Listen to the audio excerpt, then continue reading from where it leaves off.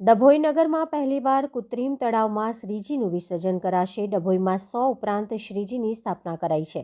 ડભોઈ નગરમાં પહેલીવાર કૃત્રિમ તળાવમાં શ્રીજીનું વિસર્જન થશે। ડભોઈના હીરા ભાગોળ ખાતે આવેલ સુધરાઈ મેદાન ખાતે નગરપાલિકા દ્વારા કૃત્રિમ તળાવ નિર્માણ કાર્ય શરૂ થઈ ગયું છે। ત્યારે ડભોઈના ધારાસભ્ય શૈલેષભાઈ મહેતા અને ડભોઈ પાલિકાના પ્રમુખ બીરેનભાઈ શાહ દ્વારા કામગીરીનું નિરીક્ષણ કરાયું હતું।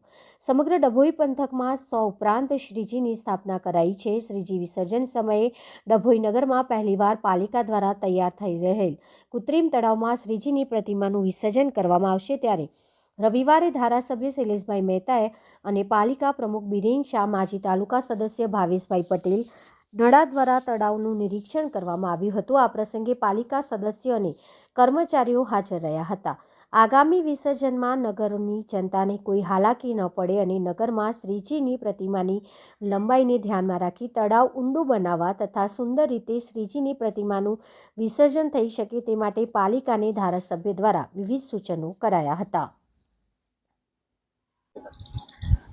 ગણપતિ મહોત્સવ ચાલી રહ્યો છે અને ગણેશ વિસર્જનના દિવસે જે ગાઈડલાઈન કોર્ટ તરફથી અને સરકાર તરફથી જે પ્રમાણે કૃત્રિમ તળાવમાં જ વિસર્જન કરવું એવું માર્ગદર્શન આવેલું છે, એના અનુરૂપ આજે દર્ભાવતી નગરીમાં કૃત્રિમ તળાવ બનાવવામાં આવી રહ્યું છે અને એની આજે મુલાકાત લીધી છે। થોડુંક તળાવ નાનું છે એને મોટું કરવાની પણ સૂચના આપી છે।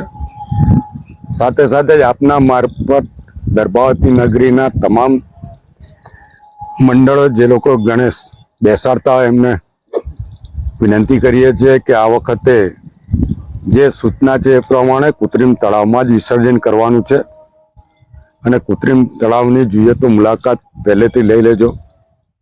કોઈ પણ બીજી કોઈ માથાકૂટ કરશે તો એ ચાલવાનું નથી અને અહીંયા આગળ તમામ વ્યવસ્થાઓ લાઇટોની પણ રાખવાની, બેરિકેડો મારવામાં આવશે અને ડીજે જ્યાં પોલીસ કહે ત્યાંથી બંધ કરવાના રહેશે અને તળાવમાં જે કંઈ મૂર્તિઓ છે એ સારી રીતે વિસર્જન થાય એ પ્રમાણેનું અહીંયા આગળ આયોજન નગરપાલિકા તરફથી ગોઠવવામાં આવ્યું છે।